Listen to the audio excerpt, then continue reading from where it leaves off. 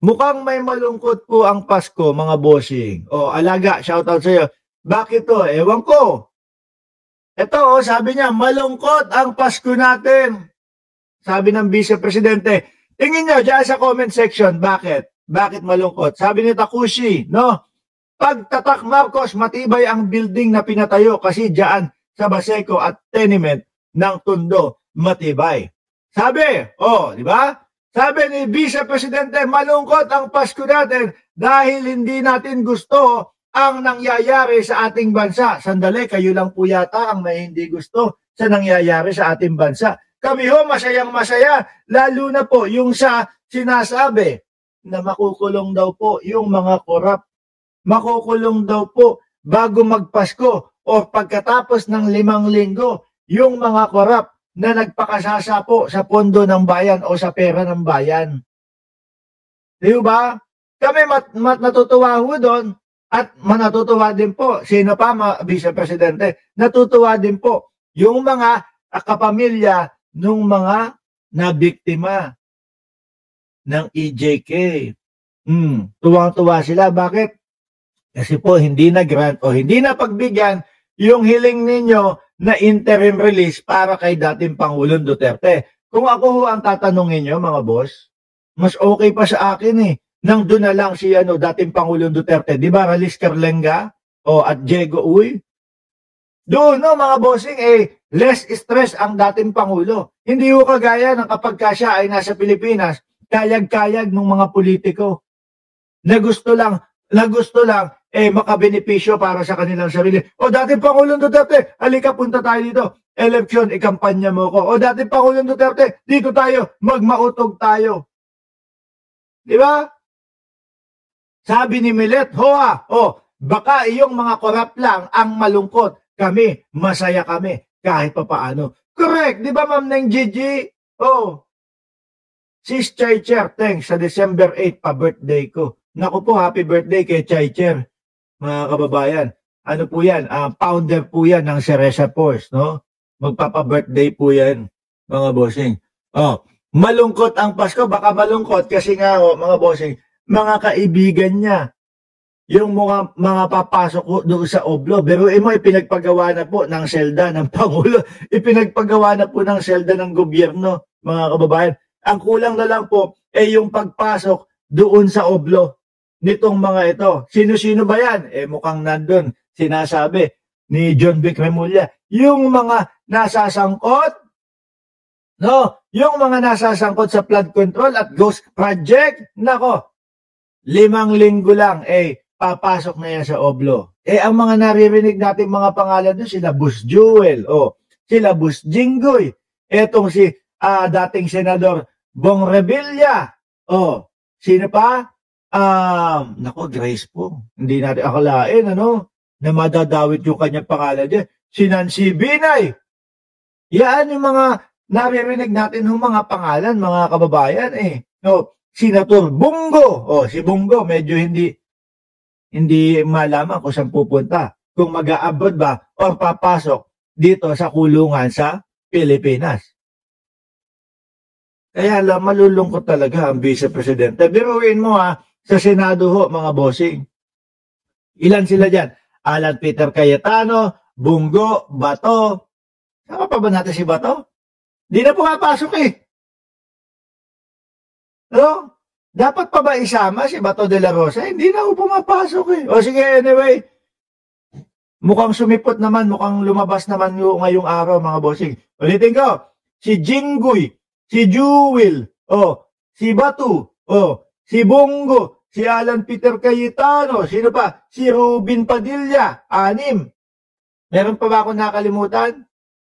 Si Pia Cayetano yata, sa kanila ba o hindi? O sa majority yon. 6. Pag nakulong si Batu, pag nakulong si Jinggoy, pag nakulong si Jewel, pag nakulong sino pa yung isa? Ang tira na lang po, Alan Peter Cayetano, at saka si Rubin Padilla na lang po, mga kababayan. Kaya malungkot ang ating Vice Presidente. Lalong hihina sila diyan sa Senado. Malungkot pa, hindi pa makakasamang umuwi o hindi pa makakasamang magpasko ang dating Pangulo. Ayan ang sinasabi ko sa inyo eh. Pag napapansin po ng mamamayang Pilipino, yun pong mga ginagawa ng ating Pangulo, unti-unti po magsisigawan po yan eh. No? Unti-unti po sumisigaw ng isa pang term pa po para makita ang bagong Pilipinas at malinis ang korap ng bansa. Talagang yan yung nakikita natin. Lalo na ho, kapag dumating ang taon ng 2027 bago mag-eleksyon. Siyempre, ang gusto ng mamamayang Pilipino, tuloy-tuloy itong mga ginagawa at tuloy-tuloy ang pagsugpo sa korupsyon ho. Di ba? Hindi kagaya ng Vice Presidente. Ay, nako, ayun, nandun sa dahig na naman. Paulit-ulit na naman po na sumisigaw na bring him home, bring him home. Yun at yun na lang din ho, mga bossing, ang isinisigaw ng ating Vice Presidente. COA, napaplug na naman. Pinakamarami yatang plug o red flag ang Vice Presidente sa tanang buhay natin, mga kababayan. Biruin mo, yung laptop naman. Oh. Siguro, yun yung ikinalulungkot ng kanyang Pasko. Dahil ho, nung kanilang kasagsagan, nung ang Pangulo ho, ang kanyang tatay, mga bossing, ay nako, siguro walang question and answer. Walang mga napapansin na mga flag na kagaya ng mga laptop 300, 1,000 pesos kada isa. Wala siguro hong ganon. Kaya malungkot ang ating Vice Presidente. Tuloy, malungkot ang Pasko natin dahil hindi natin gusto ang nangyayari sa ating bayan. Lilinaw ko na po, no? Tayo gusto natin yung nangyayari sa ating bayan. Lalong-lalo na yung mga eskandalo sa korupsyon. Diyos ko naman, Vice Presidente, yan pala yung dahilan mo kung bakit. Si Pangulong Bongbong Marcos kaya ang naglabas niyan eh. Kaya nga ito mulat na mulat ang mamamayang Pilipino. Ikaw, DDS ka. Nanonood. Diba hindi mo naman malalaman yung mga flood control, mga ghost project kung hindi dahil kay Pangulong Bongbong Marcos? Ay hindi. May panabla pala dyan yung mga DDS. Sabi nila, si Pangulong Rodrigo Duterte o dating Pangulong Duterte daw ho ang nagsiwalat ng ganyan. Totoo naman ho yun, mga boss. Totoo, no? Nagsalita din ng ganyan ang dating Pangulo na tatay ng Vice Presidente. Nung panahon nang siya ay nandoon, nakaluklok bilang Presidente. Ang tanong lang ho, mga kababayan, kumilos ba? Gumalaw ba? May ginawa ba? May naipakulong po ba na korap nung panahon ng dating Pangulo? Wala naman po eh. Ayan sila Tunying, dikit yan sa dating Pangulo. Sila Ramon Tulfo, dikit yan sa mga dating Pangulo. Pero sila mismo ho nagsasabi, walang naipakulong ang administrasyon ni Duterte na mga korap ho. Diba? Alam nila, sinabi ng dating Pangulo, ay flood control, ghost project, yaan yung mga proyekto na talagang sinisibasib nitong mga matitigas ang mga muka, makakapal ang mga muka ng mga kontraktor, etc. May ginawa ba? May nakulong ba? Sinusugan ba? Itinuloy ba ng dating Pangulo? Wala. Eto, kay Pangulong Bongbong Marcos, malakas ang loob. Kahit Chavit Singson ka pa, kahit Villanueva ka pa, kahit Jinggoy ka pa, masasagasaan kayo kapag kayo ay mga may issue ng flood control. Diba? Sabi ni Ma'am Neng Gigi, yan si Sara, walang sense talaga pinagsasabay. Masyadong hypocrite, no? Panigurado, tinatamaan siya sa pinagsasasabi niya. Malamang. Malamang ho, mga kababayan. Tuloy. Malungkot ang Pasko natin dahil hindi natin gusto ang nangyayari sa ating bansa, lalong-lalo na yung mga iskandalo sa korupsyon at pang-aabuso sa posisyon at opisina ng gobyerno.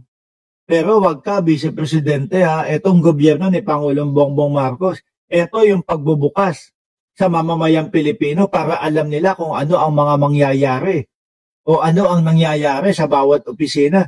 Umpisang-umpisa at unang-una nga po dyan ang ombudsman ho, mga bossing, di ba? si Ombudsman Remulla. Mga kababayan, ano? Dati SALN, wala.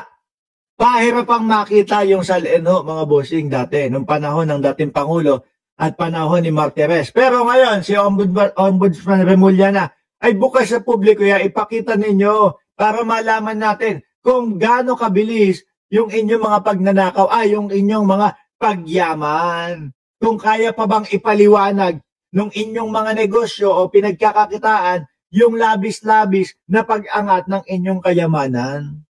Di ba mga kababayan? Kaya po ito, yung gobyerno po ni Pangulong Bongbong Marcos, kinagigiliwan po Gusto po ng mamamayang Pilipino. Tingnan nyo po, pati po kakamping. Na dati, sila yung talagang unang-unang bumibira kay Pangulong Bongbong Marcos. Ngayon po, dahil nakita nila na maayos magpatakbo ng bansa, nakasuporta na yung iba sa kanila. Hindi natin nila lahat, Pero karamihan sa kanila, nakasuporta na po kay Pangulong Bongbong Marcos. Baka mamaya, mangyari, makita nila, naku, kailangan pa natin si Bongbong Marcos ng isa pang termino. Sige, halika. Mag-request tayo, isigaw natin sa 2027 bago mag-eleksyon. Pwede kong mangyari yan, mga bossing. Bakit po? Kasi lagi namang ang nangyayari kapag kapapalit ang presidente, merong mga bagay-bagay o merong mga proyekto na hindi itinutuloy ng susunod o yung parating na presidente. Kaya ang nangyayari, nauudlot at natitiwangwang imbis na tuloy-tuloy po ang pag-angat ng Pilipinas.